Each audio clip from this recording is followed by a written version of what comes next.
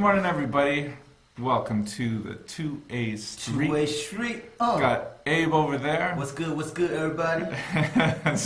Abe, what's with your name tag, man? Dog, I'm getting lost up in this street. I don't remember who my name is. You know what I'm saying? Like, you know how they say out in the streets right here, you gotta work so hard until you don't have to introduce yourself. Right. So this is part of the plan right here. I gotta introduce myself. You just see my name and you holler. You dig what I'm saying? Oh man, I love it. You know, I got mad respect for that though, man. That you have your company T-shirt on, but you're not involving that, and I think that's really great. So. I did somewhat of the opposite today. Mm-hmm. I'm here representing Japan. I see you. Yeah, you know, and I've actually made a point from all of our podcasts to not wear any branded shirts or anything exactly. like Yes. It's just one of those things. Number one of the corporate sponsorship type thing that we don't want people to be thinking that we're selling out just yet. Unless it becomes money making, then we might sell out. That's all right. We'll discuss that later. But more importantly is because to represent certain brands, there's people out there that will construe that as you taking something away or trying to represent something that you are not. Yeah. And the term that gets thrown around, I was just doing it on Wikipedia, is cultural appropriation.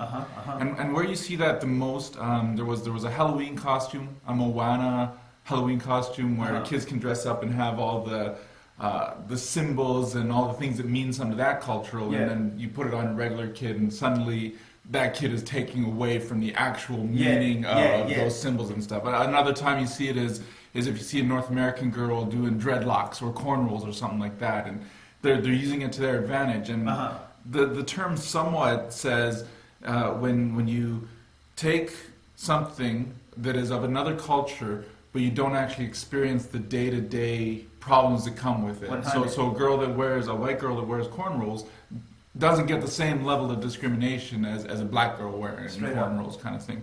So, from your perspective, is that even an issue, or are we just making a big deal out of nothing here? When I'm wearing a Japan jersey and people are like, "That's sweet," if I wasn't Japanese, is that a problem?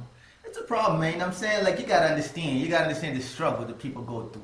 You know what I mean? Like, you can't just come out here in the streets and start wearing a Toronto jersey when you ain't never been to Toronto, or you ain't know the up and downs of Toronto. You know what I'm saying? Yeah. You gotta understand where people coming from before you start representing them. Sure. So you can't just grab a Blue Jays jersey or something like that, or a Raptors jersey, and just say, "Man, I like the dinosaur on this thing." We don't want like you. Blue Jay. You know what I'm saying? Really? We don't want you. We want you to understand, like, yo, this reason why I'm wearing this Blue Jays sweater or Blue Jays hat is because I represent for them. You know what I'm saying? Because a lot of cats is doing it for style. Mm-hmm. You feel me? They're doing the cornrows. They're doing all of these things because it's the in thing. You feel me? Yeah. But they ain't understand where it come from. What's the meaning behind the reason why people had dreadlocks, for example? Right. You know what I'm saying? You gotta understand all of that stuff, and then if you understand it and you accept it, yeah, you can do what you gotta do. Right. Okay. So this is actually really good. So you're not even talking about just the cultural things. You're talking about any brand, any style. Just unless you understand where that came from, don't try and represent it. That's kind of. That's what I'm trying to say, man. You know what I'm saying? You ain't gonna see me wearing, say for example, Louis Vuitton right now. Mm-hmm. Why would I? It's not your lifestyle, right? It's not my lifestyle. Right. You feel me? So I'll be faking it if I wear Louis Vuitton, even though they design. I don't even dig their designs and stuff like that. Not knocking them, but it's just not my thing. You know what I'm saying? I'm not gonna rock certain things because they're just not me. They don't represent where I'm from. Sure. You feel me? I wanna wear or represent or support things that support my culture. Yeah. You feel what I'm saying? If I'm gonna rock your clothes, if I'm gonna do something for you, you know, you better believe that it has to represent my culture. It's got to represent my blackness, you know what I'm saying, and support all of that stuff right there because I'm too huge in that. I'm invested in my black culture. I'm invested in all of that stuff right there. Yeah. You know what I'm saying? So if you want to come out here and say, yo, I'm gonna represent, I'm gonna do some rap songs and stuff like that, you know, I'm gonna ask you a few questions with it. That's right. It's like me coming out here and say I'm gonna start doing rock and roll. I gotta understand where that's coming from. Right. Okay. So this is I really like this. Because I'm not going to say I've been a victim, but I've been a supplier of trends and whatnot that I don't necessarily understand anything about. So even though I use this jersey as the starting point for it, now I'm going to use it as a failing point because I know nothing about the statistics of the Japanese soccer club. I just saw Japanese. All right, I can relate to that. Yeah. There I go. But I like where you're going with it because you're talking about authenticity. Yes. You're talking about things that people need to understand before they try and represent something. 100. And that's living that to the core. Yes. I might like the colors of Seattle Seahawks better than the Calgary Stampeders, 100. but I already know more about the Stampeders, so I better represent them unless I'm going to educate myself on the Seattle Seahawks. That is right. It's as simple as that. It's as simple as that. Okay. You know what I mean? Like, okay, you know, like y'all know I'm from Toronto. You know what I'm saying? And there is different zones in Toronto. You got the Regent Park, that's hood. You got Kipling and Finch, that's hood. You got Scarborough, that's hood. You got Ajax. You got a lot of different quadrants. Is that it? Like in Toronto itself. You know what I mean? And you can't go to Scarborough coming from Jane and Finch and think that you know everything about Scarborough because it's going to start war. Right. You feel me? You can't come from Jane and Finch and go to Regent Park. Even though we all the same people, but you gotta understand what the culture is about. What are these people representing? The lingo is different. Everything is different around those areas. Because now, if I come through now and say I'm gonna move to Regent Park, and I don't understand their culture, and I would like it out there because it's closer to downtown, I'm gonna be in trouble right here. Right. You need to understand more about the region you have to. And why you're in there, why they're in there, how they got there before you can walk in with your other reputation and style and try and bring that 100 to that. Okay. It's like, okay, let's take it a little bit further. Sure. Missionaries, before they go out to a different country, they gotta understand what the culture is about in a different I country. can see this going bad.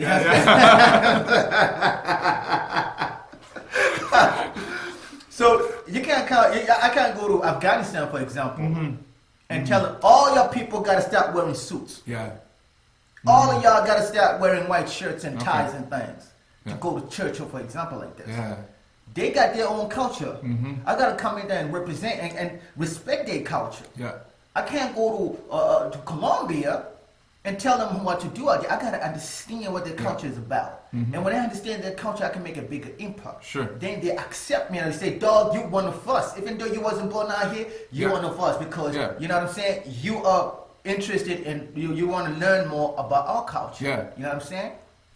No, I get that. So this is really interesting, and this could go really deep because now you start to take a look at it that arguably North America doesn't even have their own culture, right? Where they've had so many different inputs from the rest of the world that they're not even sure where they're deeply rooted. Kind of like Canadian culture. You hear that a lot lately, where you don't represent Canada because you allowed this terrorist that was a Canadian citizen to get a $10.5 million payout for killing U.S. soldiers.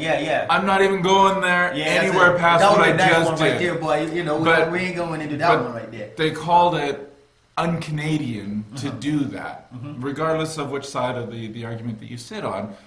But then Canadian values were supposed to be this land of the free, you know, accepting of everything. But I see all over the place that we've taken other people's cultures, those inputs, and we've proclaimed them as Canadian culture. You know, and that's where I'm finding it really interesting now, is because both of us are absolutely accepting to all different colors, races, cultures, and all that. But we've never taken any of them. You take yours, I take mine. I've said it a couple times. I'm lost in my culture. I don't even know what my culture would represent if I were to identify something. I look to you for that, to be able to say, this is what I am, this is who I represent, this is how I do that. But for me, it's fascinating because as a Canadian, there's so many different inputs that I can take almost every segment of my life and say, but that comes from my Japanese side, that's from my Scottish side, that's from my English side, that's from Canadian, wherever they got it from, I picked it up from over 100. So it's really interesting because how do we take some of those inputs that we've had? Which ones have we just allowed to say, okay, that's North American, right? Columbus, I think, is the term that gets used out there. They Columbused that. And then which other ones, though, do people hold strong and say, no, you can't do that. We are not going to take cornrows and make them normal in North America, because unless you're from there and you understand that region, you can't do that. Where are those lines, and how did they get blurred? And how is it been so acceptable until suddenly recently it's not acceptable now, that you can't take an Aztec symbol and make it one of those tattoos. Right. How come that was okay 5 years ago, but not okay today? People are more sensitive right now. You know what I'm saying? Because if I take a tribal, I'm going to cut you off. Yeah. I'm going to cut you off. Are people more sensitive, or are they just exposed to it more, and then they just have more momentum because it's so far out there with social media and stuff? So just consider that in your... All right. Sensitive is in the sense of people are more like, educated. You know what I'm saying? It's more out there that, I can't take a tribal mark from Hawaii or from the people out here from Hawaii and just put it on my arm just because I think it looks real good. There's a meaning behind that thing right there. And as a Canadian, as an Afro-Canadian, there's certain things that I look at and say, that's coming out from my culture, you know what I'm saying? That's coming out from my blackness right here. Yeah. Just holler at us. We've spoken about this, you know what I'm saying? Somebody uses your little something, say that, man. That's coming from the black culture, you know what I'm saying? I mean, we're not dividing ourselves out here in the street, but we just want that recognition. Yeah. You know what I'm saying? If Gordon Lightfoot comes out here, is that his name? The rock and roll guy? Gordon Lightfoot, yeah. Yes. If we come out here, we're going to celebrate him. Yeah. You know what I'm saying? Because he's a Canadian icon. You know what I'm saying? And so it is that if we see Misha Brugger Guzman or something like that, Turner singer, you know what I'm saying? Soprano thing. We want to recognize it too as a black lady who's doing her thing. You know what I mean? It's the reality of it. You know what I'm saying? We want to be recognized. We want everybody to know that every culture is good. I love my shawarma. You know what I'm saying? Yeah. So I go to the Lebanese people. I'm not going to go to a Canadian shop to get a shawarma. I'm going to go to the authentic. Right. You know what I'm saying? The real. You dig what I'm saying? Because that's what it's at, dude. You know what I'm saying? Oh, man. So I used to, and maybe I should still, I don't know if I got soft or whatnot, but there used to be a time in my life when I would go to Edo of Japan. Not even Japanese food anyways. But I'd be like, I ain't eating there. Yeah. And my friends would be like, why not? I'm like, that's a Vietnamese guy working behind the Chinese. Yeah, you know what I mean? And it's funny because like my point was solid, but the context was wrong. I mean, this is a franchise company that is just selling a taste of something. Yes. They're not proclaiming themselves as an authentic Japanese experience. Exactly right. And I'm complaining because there's not a 10-year sushi master behind the till at the local mall. But I think that at that point in time, I was trying to identify my Japanese culture in there. I was going, if I'm going to go and eat something Japanese, I want the real deal. I want the people behind there to understand what they're making, why they're making it, and cool. Yeah. There's not a problem with me asking for that in a place that says, we are a Japanese licensed restaurant, we do all these things. Right. Cool. But for me to target it at a franchise, is not fair. I mean, even Chinese food here isn't the authentic stuff in there. Ginger beef is Canadian, and it's the #1 ordered item from Chinese food when you get the take-in or the take-out. So that's the thing is that I think that it's a solid point that we talk about bringing up and understanding and respecting the cultures that you're bringing in. Yes. But make sure that you're aiming it at the right thing. Exactly. So, for this latest one where you have Moana, the kids want to dress up. I don't see a problem with that. What is Moana? Is that so Moana is the latest Disney movie where Dwayne Johnson, The Rock, he's all tattooed. Yes. And they made a kid's costume out of it for Halloween. And then all these people got up in this tear about you're culturally appropriating that culture with all the symbols and stuff. And I'm like, I just don't know. That these kids don't know. They're just dressing up as one of their heroes. Yes. You know? Yes. So I would get it if, as an adult, I went out there and did that and went to the beach and was all just like, you got to respect Hawaii. Yeah. I'd get that, but it's a kid's costume. So I'm having a hard time if that's a cultural appropriation. Well, it is. If a kid wants to be Bob Marley for Christmas or for Halloween, I think he can be. But you're looking at it from a different angle, though. You know what I'm saying? Because you as a parent has to be educated, you know what I'm saying, on this situation. Like, my child is wearing this Bob Marley dreadlock and stuff like this. Yeah. I went to an Italian place, a customer of mine, one of my clients. Sure. And dude was banging reggae And this is like a dude in his 60s. Nice. I mean, good, but hold on. You finish what you're saying, 'cause I'm not sure. I felt real good in myself, man. Okay. I'm like, dog, you know what I'm saying? You listen to this kind of stuff. He's like, yeah, I love this. Mm-hmm. You know what I'm saying? Mm-hmm. And he educates his friends on reggae music.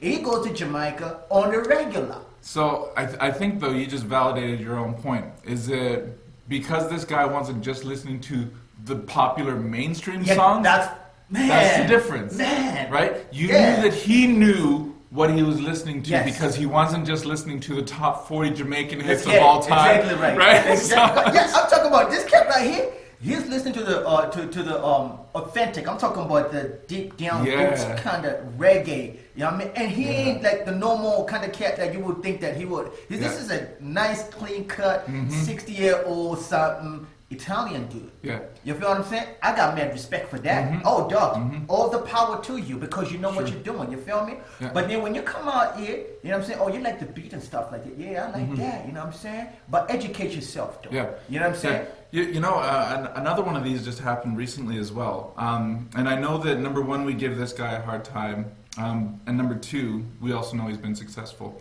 But Justin Bieber recently, he's got a top hit, Desperito, right now. It's number one on American Top 40 and all that. But he also just did a concert somewhere in the world. I'll make sure that I post it after. And they asked him to do this song. But he couldn't because he didn't know all the Spanish words that went along in the song. Okay. So then people started hating on him. Yeah. But he had guests and all that on the studio production that helped him out with this thing. So just because he can't do it live, okay. But they started saying, well, you don't know enough about what you were singing and doing then in order to actually represent and make money off of this. So you now got a number one hit, but you don't even know anything about it kind of thing. Yeah. So it was interesting is that that's where we're seeing these things happen is people are saying, well, you're culturally appropriating that region, that race, that culture, because you're making money off of it with no respect or appreciation for what you're getting into. And I think we've talked about it for Izzy, the rapper, the white girl rapper as well, that she's doing the same thing where she's this white girl doing these raps, but doesn't understand the culture of where it came from. Yeah. So that's the thing but those ones seem to be focused on the money-making side of it. Definitely, yeah. And I know that that's where it gets its prominence, but some of the things that we've been talking about are even just the stuff day over day that people are taking these little bits, not necessarily making it their own, but they think that they're representing a good part of something when they actually know nothing about it. So again, AKA Japanese soccer jersey, where I only saw Japan instead of understanding. Yeah. You know, I should at least know if they've ever won a game. You know. You didn't even know nine, though? The only thing I know, but that was my point, right? Yeah. So I wore this jersey specifically because thanks to 2A, thanks to conversations with Abe, I've been able to see some of the things that I've been doing in my life, representing or trying to represent something without knowing anything about it. Yeah. The only thing I know about the Japanese soccer club is that we went to the World Cup, I think, in 2004, and there was this one guy, he had a penalty kick, and it could have won the game for them, and he missed it. Oh. I'm sure that guy had to go home and kill himself, man, based on other Japanese traditions. Yeah. But that's the thing, and then that's where I started to feel inside is, hold on a second here, I really need to figure out what my cultural background is. Yeah. Because I'm Japanese when it's suitable. I'm white Canadian when it's suitable. And that's not cool. I don't think that that's a good thing. And certain people get a certain part of my culture. So when I'm in a Japanese restaurant, oh, I'm Japanese, here's my license. This is it. All that kind of stuff. Yes. But when I'm with my other people, I'm like, okay, McDonald's, I love McDonald's. Yes. You know what I mean? Yes. And so thanks to this show and what we're doing, I'm making these realizations. But it's hard inside to sit there and recognize that most of my life has been brought of other things that I've been trying to represent 100. Without understanding totally on where I got that from. 100, yes. Or is it even anything that should be part of my cultural background? The only thing that I understand from my European side is that my aunt on my mom's side did a whole chasing the gene pool, the DNA research thing, and got us all the way back to a Scottish clan or an English clan or something like that. That's cool stuff. But because I didn't look any further, but I can't tell you, in 1886 we came, you know, and I should know that. Yeah. Right? You know your history. I do, man. You know, I tell you I grew up in Canada, but I should know more about historically how do we get here. I know that my grandparents on the Japanese side were interned as Canadian prisoners of war during World War II. Word up. That's it. But that's it. I don't know when we came over. I can guess. Yeah. I know that I'm fourth generation Japanese Canadian, which then that's my grandparents' parents were the ones that came over. I should know more. For sure. I should totally know more. For sure. Especially if I'm going to sit there and represent as a Japanese Canadian at that point in time. I can't just say I'm Japanese Canadian because I'm a Canadian guy with a Japanese last name. That's not enough. That's right. And so, thanks again, because these conversations are doing that. But it shines a much larger light on everybody, especially in North American culture, about what is your identity? How do you identify? We're not even talking about gender at this point in time. It's culturally, who are you? 100, man. And that's where we start seeing racism and cultural differences, because somebody tries to represent something that they're not, and somebody gets upset about it. And they should. Of course. They should get upset about it. Of course. But then as soon as you get mad at me for wearing cornrows, you're the racist, or I'm the racist for wearing them. Yes. And it's the wrong discussion to be had. It's the wrong discussion. And, you know, like, back to this Halloween thing. Yeah. I'm not going to let my child wear something that I'm not educated on. You know what I'm saying? Like, it don't matter if it's a label. If I go into a shop, I want to know who designer is, where do they do their shit and stuff like that. Cause I'm pretty big when it comes to you know supporting certain kind of things. I love kind of supporting Canadian contents. I like you know me. I love Canadian stuff. So that's my first take is I go for Canadian things. But when it comes to certain things, I gotta understand why is my child wearing this. You feel me? What's the reason behind this movie? You feel me? And I gotta go through all of these things right here. You know, and then educate myself that way. You know what I mean? And then in turn educate your child. Exactly. Right? This is the laziness of culture. I'm not actually going to pinpoint. I'm going to take ownership of it for me and the things that came into it. But after you've said it, I agree with you. And it's not that I didn't agree with you before, but it's because it was such a comfortable place for me to be, which was allow my child to do what they want, be free, live the world, follow your heroes. Yes. But if they don't understand where the journey of their hero and where they came from and why the hero is doing what they're doing, they shouldn't be representing. There you go. Hero. There you go, man. There you go. Abe, words of wisdom. Oh, dog, man. Man. These are eye openers. It's serious. You know what I'm saying? Cause like I wouldn't wear a Japanese jersey. You know what I'm saying? Soccer jersey. Because you know what I'm saying? Like if it's for style, maybe for style, I would wear a different color, a different kind of American jersey because I feel more connected to them. Yeah. You know what I'm saying? Than I would with the Japanese team. Yeah. You feel what I'm saying? Yeah, you got cats that represent them out there because they love the way they play. Okay, they educated themselves. That's 100. You know what I'm saying? But if it's just me trying to look stylish, I gotta understand something. Yeah, well, see, and holy man, this is everywhere. The more that I should just sit and meditate for 30 minutes or something. But I mean, you see it already. You got Calgary Flames, Calgary Stampeders on game days. Everybody's wearing everything.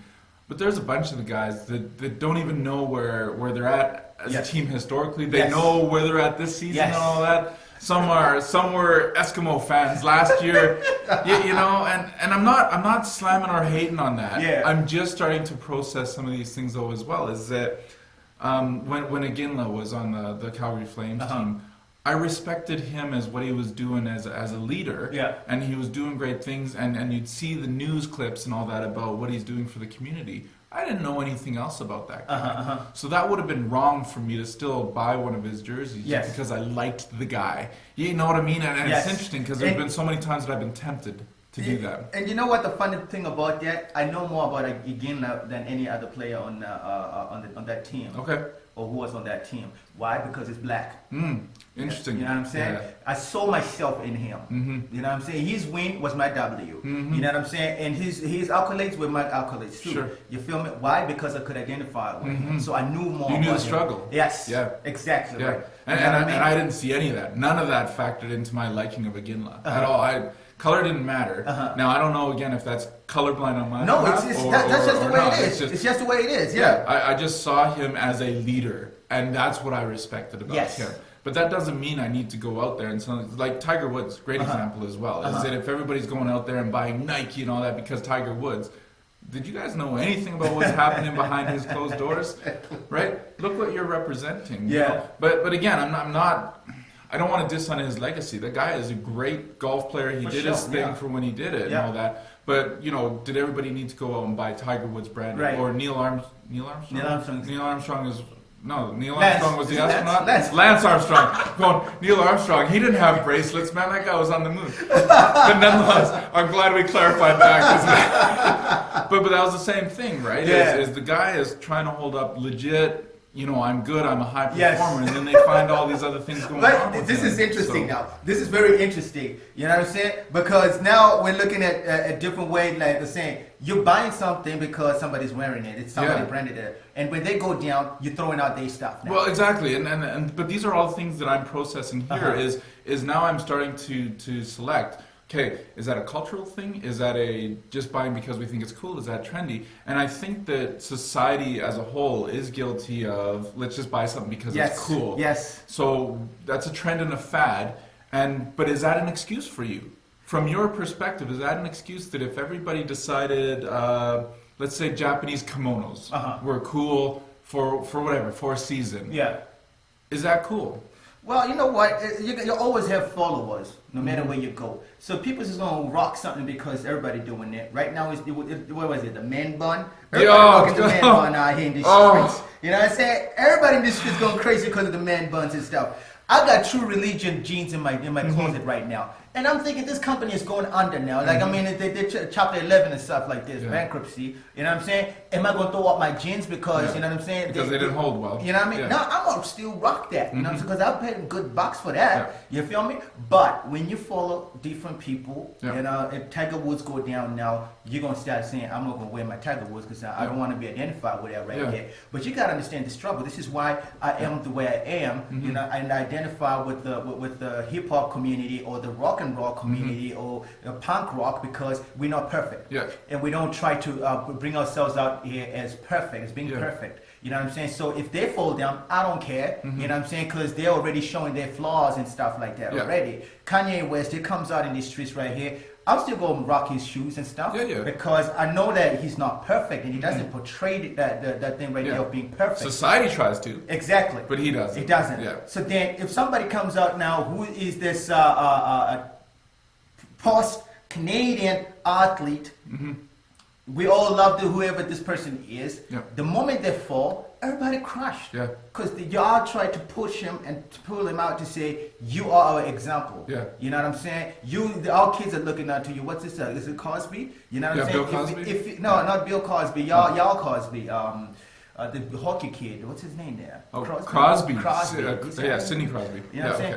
If he ever That's different than Bill Cosby by far. Because he had a fall too. So, but Sidney Crosby, if he ever do something, God forbid, if he ever do something, you know what I'm saying? That all these kids gonna be crushed. I hear you. You know what I'm saying? Because he's the one we elevate. Like, this is the icon right now. He's the next Gretzky or Gretzky. You know what's really interesting about that too? So Mark Giordano, yesterday just got an award for his humanitarian work outside of the Calgary Flames organization. So that guy is doing more without advertising it than the people are perceiving Sidney Crosby as doing. I'm sure that Sidney does all those things as well on the side. I mean, the guy is not a local legend and all that for no reason, but just the awards and stuff that these guys are getting outside of that makes them great role models and all that. But because Sid the Kid has been that for so long, he's even got the nickname Sid the Kid, and the other one's just Jordy or Giordi or whatever they call it. It's not near as cool as Sid the Kid. But that's the thing, is that it's what society has told us, to like and dislike out there, and that's really interesting. Because I think I don't know where Mark Giordano is from, but I know where Sidney Crosby's from. You know, you see what I'm saying? I see what you're saying, and I don't like what I'm finding. I don't like what I'm hearing. But you make a really solid point, and you're articulating it in such a way that it's not offensive. It's just people need to understand that what they're saying needs to be authentic and true to what man. they're trying to represent and be. Exactly. And culturally, I have a hard time with that because, again, I don't know where I'm supposed to be taking my history from. Am I supposed to jump on the English side, the Scottish side, the German side, or the Japanese side? Right. I can't really say I'm Japanese because I have no inputs from the Japanese culture. So I have a choice to make on, do I go and take on that culture and at least understand it so that I can give it its proper props, or totally not go in there until I understand enough. So if I'm going to wear this soccer jersey, I need to start with the soccer team over there. And at least I could say, well, no, Japanese, so I wanted to start getting roots, so I related with soccer, so that's where I'm going to start. I could tell you about that. And then move into other aspects of the culture that I understand and build up my cultural awareness. Yes. So from that, I do understand that being Canadian is its own culture, but there's so many inputs that came into that we need to understand how some of those inputs got into Canadian culture in the first place. And I don't think that we do that enough either as society. And much to your point, that's exactly what you're saying as well. We need to do that there, man. These things are happening, people are picking them up, and not giving it enough respect on where it came from. Exactly. Because then now with this kitty thing right here that's going on with this Halloween, are we giving enough light to the Samoan people? And maybe that's why the problem. That's a big problem. Because if you at least you come through and you say this is a Samoan thing, you know what I'm saying? Then people gonna respect y'all, man, and say, you know what, y'all are taking the time out to understand what the culture about. You feel me? I can't see you, a white girl, you know what I mean, rocking cornrows and stuff like this. You know what I'm saying? And I come and ask you, yo, you know, why you rocking that right there? Oh, I was in the Caribbean. That's why I like this right here. Well, trying to understand, some of these things are hurtful because there's still people right now who are dealing with the remnants of certain things that happen and certain things that are happening even now. Yeah, and it just hit me as you were talking about that too, is that I think part of the problem is because when my kid goes and buys that Halloween costume, financially it doesn't even benefit the culture that it's representing.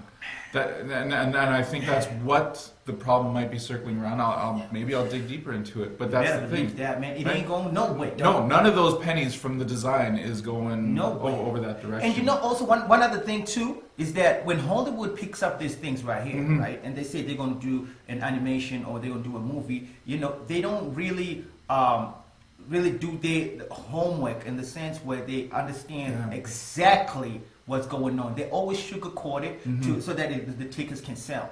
You feel me? But if they are really understood, like, yo, man, these people went through it. You know what I mean? And so we're going to start saying fun. You know what I mean? To help them out with whatever situation that they're going to do. And let's open up something to help these people. Then it's different. You know what I mean? Than to make a movie and then you just make that movie, make your money, close the book. Let's do a chapter 2. For sure. You know what I mean? You see I look at Johnny Depp. Johnny Depp. With that movie that he do, the Caribbean. Yeah, Pirates of the Caribbean, Dude goes to the Disney World or whatever it is, and he is interacting with the people in costume. That's right. I think that's beautiful. I think that guy's amazing. Yeah. That's beautiful because he's in character and he's meeting the people that are buying the tickets. You know what I'm saying?